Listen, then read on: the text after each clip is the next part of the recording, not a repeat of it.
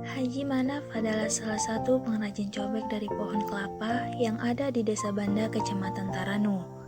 Dalam sehari, beliau dapat membuat puluhan cobek dan ulakan dari bokol pohon kelapa dengan menggunakan alat sederhana. Pak Haji Manaf memanfaatkan bongkol kelapa yang biasanya hanya digunakan untuk kayu bakar, disulap menjadi barang yang mempunyai nilai jual. Usaha ini telah beliau rintis sejak puluhan tahun yang lalu. Beliau mengatakan bahwa keuntungan yang didapat dari usaha tersebut sangatlah fantastis. Beliau bahkan mengungkapkan bahwa beliau bisa naik haji karena hasil dari kerajinan cobek yang dijalani.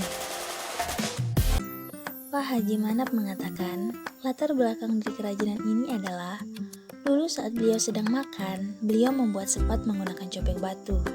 Nah, saat air sepat kira-kira tinggal 5 sendok, tiba-tiba permukaan cobek terkelupas sehingga menyebabkan pasir dari cobek tersebut terkikis dan tercampur dengan sepat.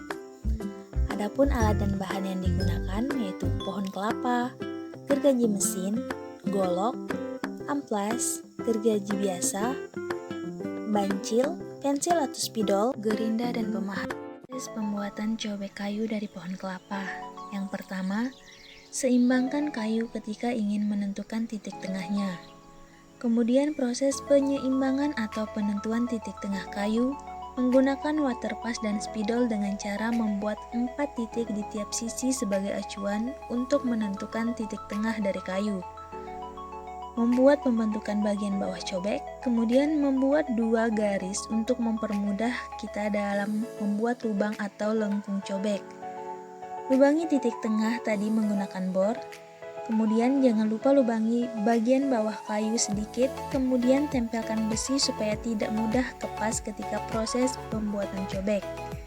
Selanjutnya haluskan garis-garis tadi menggunakan singsau atau gerinda mini untuk membuat lubang atau lengkungan cobek. Setelah itu pasang kayu pada mesin pembuatan cobek, kemudian ratakan dan haluskan kayu menggunakan pemahat.